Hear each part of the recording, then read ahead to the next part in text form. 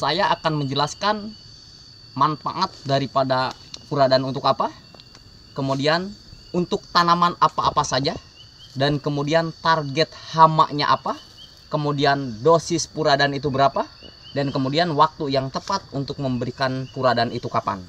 Tonton agar paham videonya, kemudian like, comment, share, dan subscribe agar teman-teman paham dan tidak ketinggalan informasi setiap kali saya update video terbaru dalam proses berbudidaya berbagai macam jenis tanaman ya teman-teman.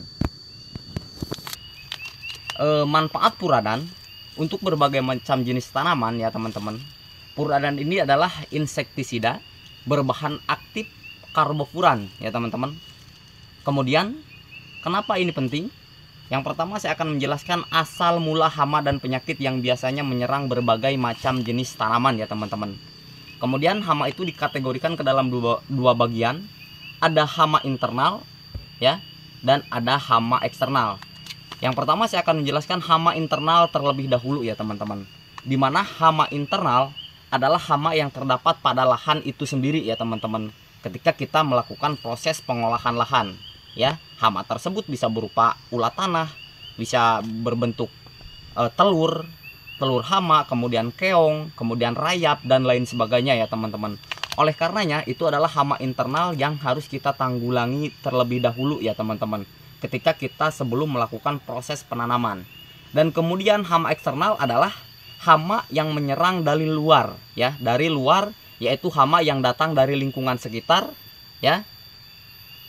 Maka hama internal ini bisa diatasi setelah kita melakukan penanganan terhadap hama internal terlebih dahulu ya teman-teman, yaitu dengan cara kita mengatasi hama eksternal dengan menypraynya ya teman-teman.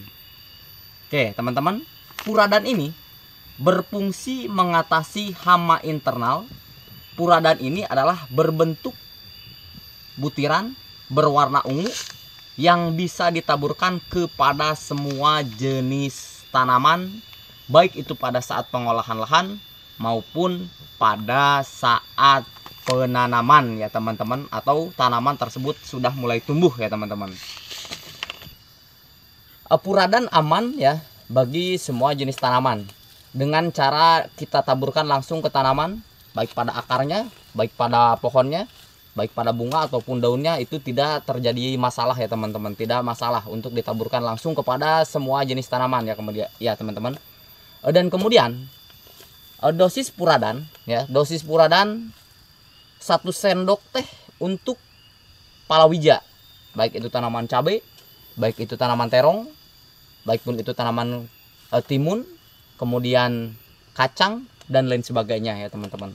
Dan kemudian untuk tanaman berpohon besar ya, mulai dari tanaman duren, tanaman petai, tanaman alpukat, rambutan, mangga, dan lain sebagainya, itu dosisnya untuk Puradan ini kita sesuaikan ya teman-teman.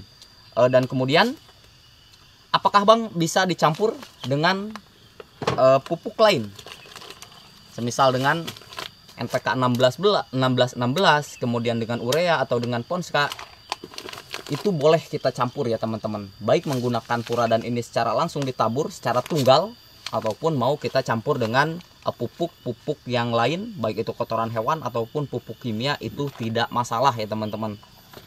Oleh karenanya teman-teman yang ingin melakukan perawatan dengan menggunakan Puradan itu dipersilahkan ya teman-teman. Dan kemudian untuk harga Puradan ini sendiri ya teman-teman, saya membelinya ini kan kemasan 2 kg ya. 2 kg ini untuk di daerah saya harganya adalah Rp45.000 untuk tahun sekarang ya teman-teman. Mungkin untuk tahun berikutnya cenderung biasanya berbagai macam insektisida, fungisida, dan sebagainya itu kan cenderung ada kenaikan harga ya teman-teman. Jadi untuk 2 kg ini adalah harganya Rp45.000 ya teman-teman. Dan kemudian sebagaimana yang teman-teman simak, ini di belakang saya ini adalah kebun terong, kemudian kebun cabai, dan berbagai macam hortikultura yang saya tanam di sini ya teman-teman. Dan kebetulan pada kesempatan hari ini saya akan langsung mengaplikasikan Puradan ini terhadap mentimun suri yang saya miliki, dengan total areal yang saya tanami timun suri adalah 1000 meter persegi ya teman-teman. Karena memang targetnya adalah setiap menjelang bulan Ramadan atau menjelang bulan puasa, biasanya timun suri adalah dibutuhkan oleh pasaran, sehingga saya menanam dalam jumlah yang lumayan luas ya teman-teman. Oke, simak terus videonya dalam proses pengaplikasian Puradan pada tanaman yang saya miliki ya teman-teman. Jadi kita langsung aplikasikan saja ya teman-teman. Kita buka seperti ini untuk Puradannya. Ini Puradannya seperti ini. Dan ini kebetulan adalah timun suri, mentimun suri yang saya miliki dengan usia 10 hari ya teman-teman. 10 hari setelah tanam. Kenapa saya double ya? Ini dua. Nanti kalau misalkan yang ini bagus, kita eliminasi atau buang yang ini ya teman-teman. Jadi kita buang, sisakan 2 pohon saja. Ini hanya sebagai cadangan ketika saya melakukan penanaman, dan nantinya ketika ada yang kurang produktif atau kurang bagus, maka saya akan buang salah satunya ya teman-teman. Jadi disisakan 2 pohon saja. Jadi untuk pengaplikasian Puradannya ini kita langsung saja tabur seperti ini. Ini aman ya teman-teman. Jadi untuk berbagai macam hama, ulat, telur cacing, kemudian dan lain sebagainya, maka hama-hama yang ada pada tanah tersebut akan dapat kita tanggulangi ya teman-teman. Sama langsung lakukan ke tanaman yang satunya ya teman-teman. Seperti ini saja. Ini sudah cukup ya teman-teman. Jadi Puradan ini bentuknya seperti ini ya teman-teman. Bisa teman-teman simak. Ini Puradannya. Ini awet ya teman-teman. Ini sangat awet karena berbentuk pasir yang sangat keras, sehingga untuk satu kali aplikasi ini bisa bertahan sampai 6 bulan ya teman-teman.